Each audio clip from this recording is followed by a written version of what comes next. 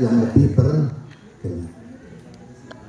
Maka saya batasi pembahasan ini, saya menggunakan bahasa sederhana sesuai dengan kemampuan saya. Jadi dengan menggunakan bahasa sederhana, kan bahasa kiai kan bahasa sederhana. Opo anane ora neko neko. Orang ono opo anane, bukan ono apane, bukan. Ya, baiklah. Karena tadi saya sudah menyebutkan di Muhammadiyah kadang-kadang ada warganya yang amaliyahnya salafi, ada juga yang amaliyahnya nabi. Saya nggak ngerti ya di warga Muhammadiyah di mana warganya itu orang ngopo-ngopo, sholat yo orang, poso yo orang, butuh yo ngelu, mungkin korban yo. Begini, disiapkan papan tulis, tapi kalau diperlukan saya tulis, kalau tidak ya saya tidak menulis ya supaya tidak terlalu kuliah. Begini, ada istilah manhaj. Manhaj itu secara bahasa boleh dikatakan metode atau thariqah, jalan.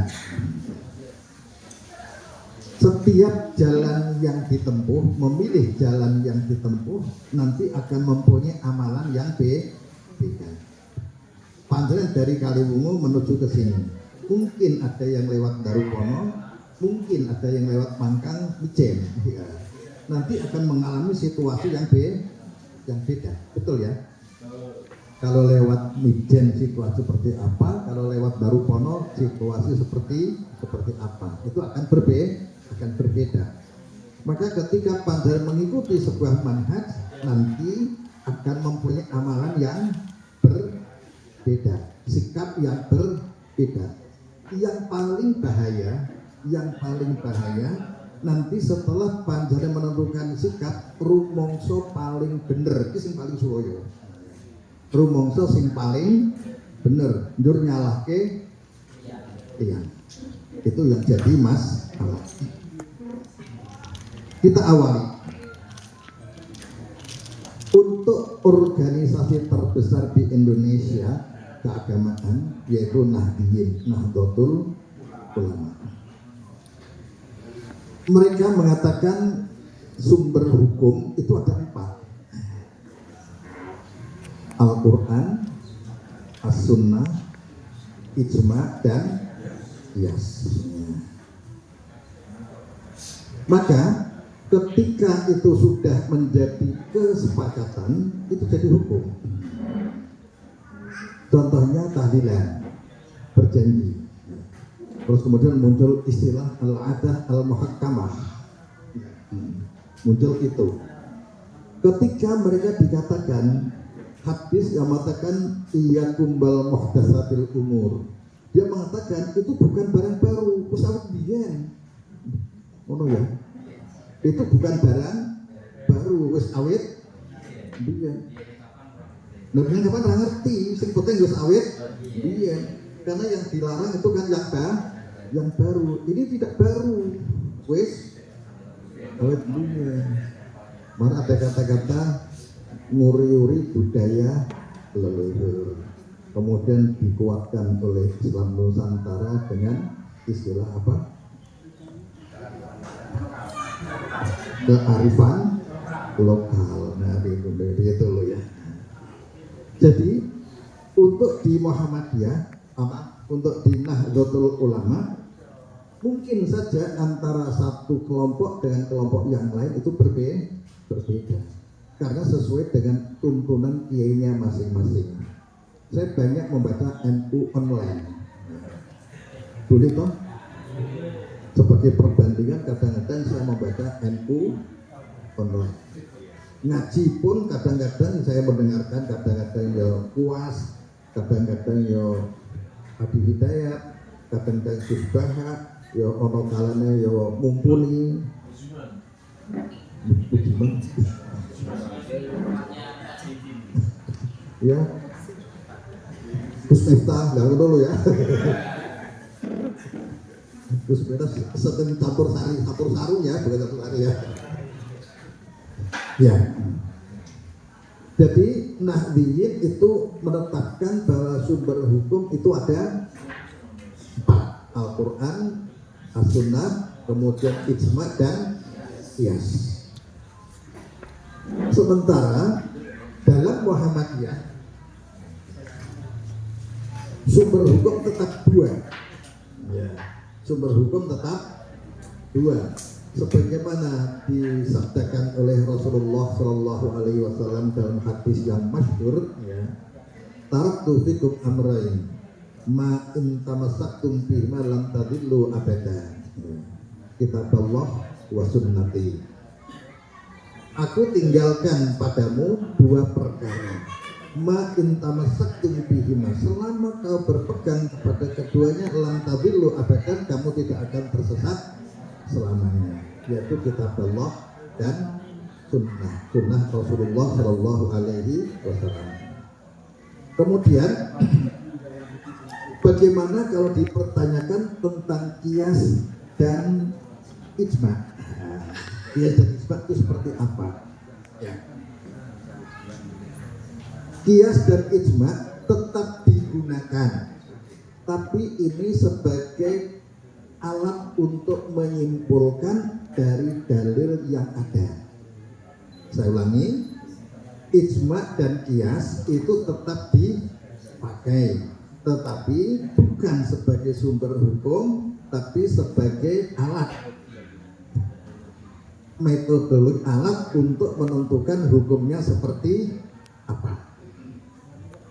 Salah satu contoh, ketika ada dalil yang berbeda, contohnya panjenengan sholat, ketika dari i'tidal mau ke ruku, dari i'tidal mau ke sujud, ada yang kaki atau lutut lebih dulu, ada yang tangan lebih dulu. Masing-masing punya dalil. Yang lutut dulu ada, yang dalil yang tangan dulu ada. Apakah ini bisa diambil dengan thariqatul jam'i ijma? Dua-duanya dipakai? Nggak bisa. Harus dipilih salah satu. Kan bareng raiso kok. Ya bareng raiso. Contoh lagi, sing kanan itu kaki dulu, lutut dulu, sing kiri tangan dulu. Ya nggak bisa juga. Maka di sini harus ada, yaitu dipilih salah satu mana yang lebih kuat, baik dari segi periwayatan maupun dari segi maknanya. Maka di dalam hal ini dikuatkan yang lutut lebih dulu, walaupun kedua-dua hadisnya ada yang mengatakan bahwa yang turun tangan dulu dari segi periwayatan perawinya itu lebih kuat, tapi dari segi makna beda,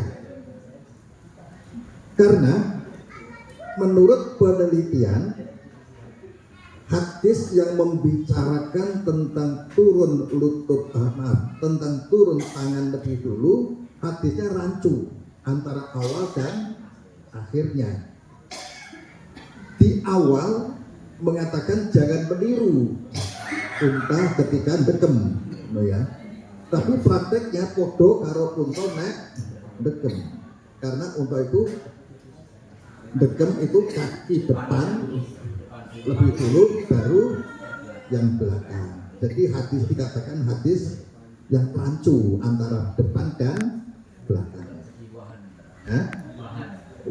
Ketimpangan. Ketimpangan. Kalau wahan bukan segera ya. Wahmun loh. Waham. Jadi waham dan wahan beda ya? Beda. Wahmun itu kan perkiraan, ya, perkiraan. Baik, saya lanjutkan. Kemudian bagaimana menurut Salafi? Salafi itu dengan manhaj 3. 1, yaitu tetap berpedoman kepada Al-Quran. Kemudian yang kedua berpedoman pada as-sunnah as-sahihah. Kemudian yang ketiga, ini yang jadi masalah, yang ketiga, penafsirannya baik itu dari Al-Quran maupun dari as-sunnah as-sahihah itu harus menurut salafus sholih dari para sahabat, tabi'in dan tabi'ut tabi'in. Maka pintu ijtihad tertutup. Jadi pintu ijtihad tertutup. Jadi ya sudah seperti yang dulu gitu ya. Itu mazhab apa? Salafi. Salah satu contoh. Nanti hari raya Idul Fitri tanggal 6 ya, tanggal 10 Dzulhijjah bertepatan dengan tanggal 6 Juni. Harinya hari Jumat. Terus kemudian ada yang mengatakan nek wis salat Id entuk ora Jumatan. Kira-kira mau Jumatan atau tidak kira-kira nih? Udah sih beda ora Jumatan ngono ya. Boleh? Oh itu masa apa nih golek pen ID kira-kira? Begini. Membaca dalil itu tentunya tidak satu. Ada beberapa dalil. Di antara yang membicarakan masalah apakah ketika kita sudah mengikuti sholat Id kemudian boleh tidak Jumatan secara mutlak, artinya siapapun boleh. Di hadis Muslim sangat jelas sekali, yaitu ada kata-kata untuk li ahlil awali. Al awali itu apa? Non pribumi, bukan penduduk Madinah, yang artinya penduduk luar Madinah. Sedangkan Rasulullah Shallallahu Alaihi Wasallam tetap mengatakan bersama sahabatnya, wa inna mujammi'un, kita tetap mengadakan Jumatan. Terus kemudian mempersilahkan kepada al-awali, yaitu non pribumi bukan penduduk Madinah, kalau mau menunggu silahkan, kalau mau pulang ya silahkan. Ini tentunya kita mempunyai pemikiran sholat Idul Fitri maupun Idul Adha yang dilaksanakan di zaman Rasulullah Shallallahu Alaihi Wasallam agak berbeda dengan zaman sekarang. Kita rata-rata mulai sholat jam 6.30, betul ya? Rata-rata ya, rata-rata jam 6.30. Kemungkinan di Madinah di saat itu bukan jam itu, lebih siang. Sehingga menunggu orang-orang yang dari pedalaman wis bar sholat subuh teko meneh. Engko bar teko meneh Jumatan oleh teko meneh misake. Maka diberi rukhsah. Situasinya berbeda dengan saat ini. Kalau waktu itu Jumatan hanya di satu tempat di kota Madinahnya di Masjid Nabawi, sekarang kan yang penyelenggara Jumat kan anggur ono toh. Kan ada tuh setiap kampanye sanggon gone ono. Jaraknya enggak jauh. Jarak hanya 100 meter pakai sepeda motor nolo ya. Ada toh jaraknya hanya 100 meter, tapi mangate bawa mobil sepeda motor, nah begitu kira-kira ya. Ngono kok pilih orang Jumatan, yo iya ya. Oh kebangeran, kebangeran ya. Percaya medsos. Ya.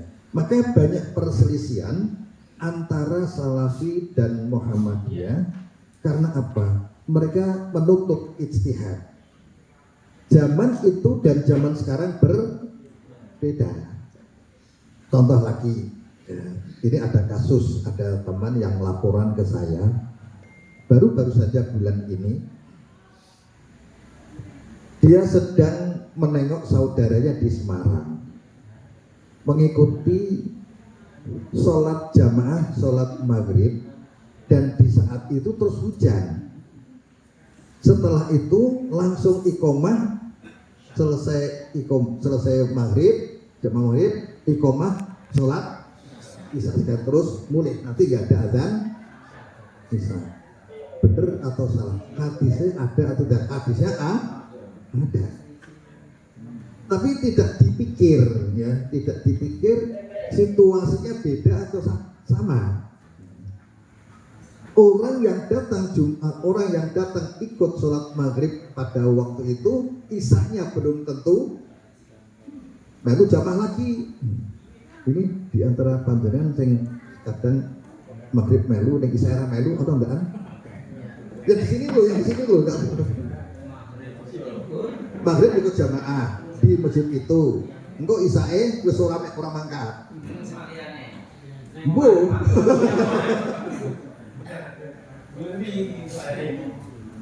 Ya. Ada nggak kira-kira seperti itu? Kemungkinan ada ya, tidak ada. Karena nyatanya kadang jumlah jamaah di masjid maghrib itu lebih banyak daripada isya. Maka dalam hal ini kira pantas nggak ketika gerimis ini langsung komat isya? Nggak pantas kan? Situasi di Madinah saat itu nggak ada listrik, rumahnya berjauhan, gelap dan lain sebagainya. Maka Rasulullah Shallallahu Alaihi Wasallam sering mengundurkan sholat isya yang disebut dengan al-atamah, sholat isya yang agak dimundurkan. Tapi kita kan nggak mungkin melaksanakan seperti itu. Jangan dikatakan zaman Rasulullah ngono masalah kira ngono. Artinya meneladani Rasulullah apa adanya. Tentunya tidak seperti itu. Banyak hal-hal yang menggelitik. Panjenengan mengikuti tulisan WA. Ini kan sudah masuk bulan Dzulhijjah. Sudah masuk ya? Sudah masuk bulan Dzulhijjah. Sudah toh? Sudah. Terus kemudian tetap potong rambut, potong kuku atau tidak? Yang mau potong tidak. Disunahkan untuk tidak memotong kuku dan memotong rambut.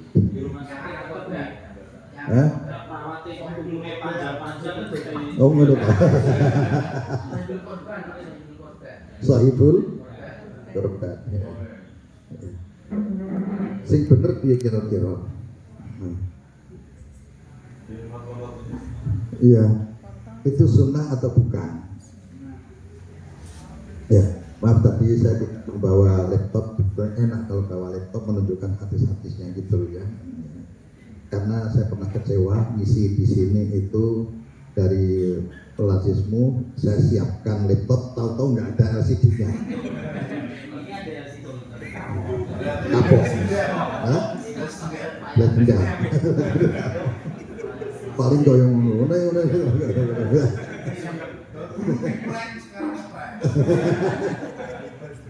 Kalau dalam fakultasi kan dianjurkan untuk tidak gitu. Untuk tidak apa? Dianjurkan untuk tidak ngomong. Saya tanya, itu tarjih atau orang Muhammadiyah? Orang Muhammadiyah.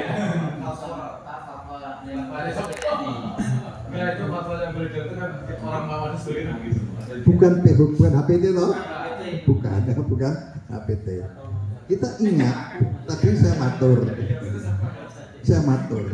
Di Muhammadiyah banyak sekali teman-teman salafi yang ikut campur di Muhammadiyah. Benar nggak kira-kira?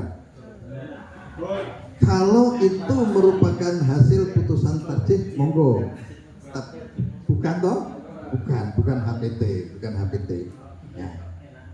Saya mengkaji beberapa kajian ya, tentang bagaimana potong kuku dan potong rambut.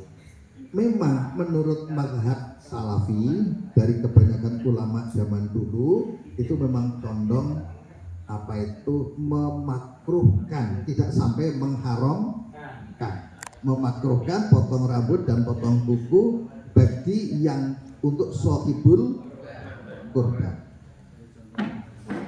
Tapi mari kita cermati, ya, kita cermati. Ya. Dengan kalau ditampilkan nanti jelas ya. Ya maaf ya, balas dendam. Begini, hadisnya cukup lumayan banyak dengan berbagai macam redaksi, tapi gharib di awal, karena semua hadis itu bersumber dari satu orang, satu perawi, Ummu Salamah. Terus kemudian dari Ummu juga satu orang, Ibnu Musayyab. Hanya satu orang. Baru setelah itu tersebar, viral. Bahasa kita viral. Ya. Di Sahih Muslim disebutkan hadis itu hadis marfu'. Hadis marfu' artinya Ummu Salamah tidak mendengar sendiri langsung dari Rasulullah Shallallahu Alaihi Wasallam. Berarti jaring. Ya. Tapi karena seorang sahabat itu dianggap kuat, ya, begitu ya, karena seorang sahabat maka dianggap kuat. Terus kemudian kita cermati bentuk hadisnya. Pertama, tidak jelas. Yang tidak diperbolehkan itu kuku, rambut orangnya atau hewannya, nggak jelas. Ya. Nggak jelas dong. Jadi merujuknya ya kemana itu tidak.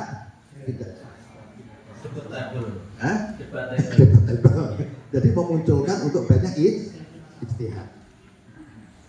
Yang kedua, tidak disebutkan tujuannya apa. Oke. Jadi mengapa tidak boleh potong kuku, mengapa tidak boleh potong rambut, itu tidak ada tujuan. Maksudnya nggak ada. Ya. Maka di dalam hal ini juga mengundang untuk diskusi. Maka dalam hal ini kalau menggiring ke salah satu opini, contoh ya, apakah ini ditujukan kepada hewannya atau kepada manusianya, harus punya rujukan. Ya. Rujukan bahwa yang tidak boleh dipotong itu adalah kuku hewannya atau kuku manusia. Tuh. Yang kedua, tujuannya untuk apa? Juga tidak jelas. Maka ini ditujukan kepada siapa? Apakah?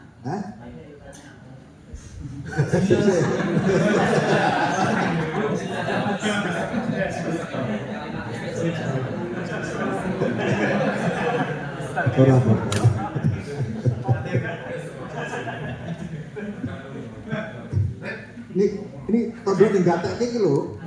Iki tondo nek gatek sing meneng ku rumus gatek.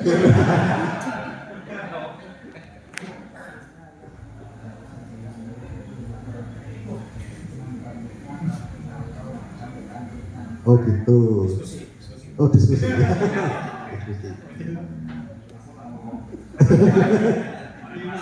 Ya, saya mengikuti. Jadi orang yang berpendapat bahwa yang tidak boleh dipotong itu adalah rambut dan kuku hewan, berdalil pada yang disampaikan beliau. Jadi hewan korban itu nanti akan menjadi saksi di yaumil kiamah, komplit dari tanduknya, dari rambutnya, dari bulu, dari apa kukunya. Maka supaya sempurna, udah jangan dilong. Ya. Terus kemudian ada hadis lagi, walaupun tidak setingkat sahih, ketika apa itu hewan kurban itu nilainya akan dihitung dengan nilai bulunya. Ketika pengeletakan tangan panjenengan di badan sapi, terus kemudian kira-kira bulu yang tertutup oleh tanganmu ada berapa kira-kira itu? Urut tahu ngitung jelas dulu ya. Urut tahu ngitung ya. Kober men menurut ya. Ngitung dulu ya. Ya. Jadi berdasarkan hadis ini yang tadi diutarakan bahwa ada yang lebih condong itu adalah hewan. Kemudian yang kedua, yang menggiring itu manusianya bukan manusia secara umum, tapi secara khusus. Dulu kami pernah mengikuti pembahasan ini di majelis takdir. Pak Dirut ikut gak kira di ikut sepertinya di Sragen. Ya, di Sragen ini Pak Dirut ikut dengan saya. Itu setelah kita selesai kan ada WA yang mengutarakan bahwa itu terkait orang yang mau berangkat haji yang berpakaian ihram. Karena orang yang sedang berpakaian ihram tidak boleh potong rambut. Berarti kalau dia potong rambut berarti dia melepaskan diri dari ihram. Kan tahallul namanya. Tidak boleh potong kuku. Kemudian diperkuat dengan hadis Aisyah radhiyallahu anha pernah mengatakan Rasulullah pernah mengirimkan kambing untuk dibawa ke Makkah. Kurban dari Rasulullah dibawa ke Makkah. Saya yang membuatkan tandanya, yaitu kalung. Terus kemudian selama itu Rasulullah tidak meninggalkan larangan ihram, yaitu potong rambut dan potong kuku. Tetap dia melaksanakan apa yang dilarang saat berihram. Nah, berarti dari hadis ini ketika ditujukan kepada orangnya berarti tidak untuk yang berkorban. Setiap yang berkorban, maka itu ditujukan kepada orang yang mau berangkat haji sudah membawa berpakaian ihram, sudah membawa hewan kurban. Nah, begitu kira-kira begitu. Nah, ini perbedaannya seperti itu. Maka di dalam majelis tarjih mempunyai aturan tersendiri,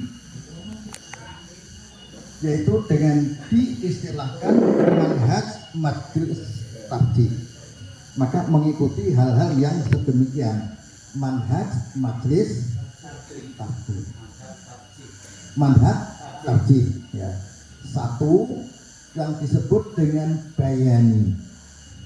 Bayani itu apa? Tekstual, ya. Kudu ono tulisannya, Quran, hadis, ya. Jadi harus dari Quran maupun dari hadis, juga yang sahih. Walaupun namanya masih tarjih, walaupun yang diambil bukan yang paling arjah, bukan yang paling kuat, belum tentu, ya, belum tentu.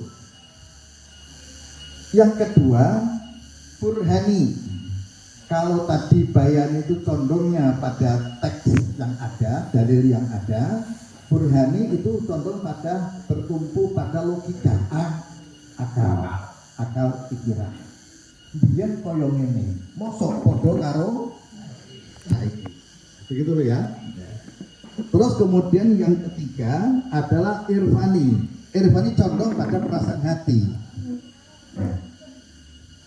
Jadi kadang-kadang ketika kita mendapatkan teman kita berbeda, selama dia punya dalil silahkan, ya. Contoh, mungkin ada yang terbiasa mengikuti satu jamaah di satu tempat, ketika membaca surat Al-Fatihah jahar, basmalah tidak dibaca. Sementara ketika kita mengikuti jamaah lain, mungkin jamaah juga Muhammadiyah, tapi menggunakan basmalah dia dijaharkan. Rasa kaget. Kedua-duanya ada dalilnya, ya seperti itu. Dan itu dengan thariqah dijamak, ijma'nya dikumpulkannya adalah dibaca tapi tetap dibaca tapi sir, gitu ya. Tetap dibaca tapi sir. Itu istilahnya menggunakan metode ijma'. Dua-duanya dikumpulkan. Jadi ijma' di Muhammadiyah, di majelis tarjih itu bukan berarti kesepakatan dari yang tidak ada dalilnya. tapi kesepakatan untuk menyimpulkan dari sebuah dalil. Itu begitu bedanya. Tapi kalau dari Nahdiyin kan kesepakatan tidak ada dalilnya. Kesepakatan ulama anaknya muktamar terus kemudian berjanji itu sunnah, itu yang bisa saja. Pokoknya itu mutabar. Gitu. Ada takdirnya. Nah itu memang kalau di Muhammadiyah itu majelis tajih, di sana bahsul masail. Sampai di sini ya. Langsung ke diskusi. Oh diskusi monggo ya wes ayo. Nah terus jawab menang ya. Kalah aku menang.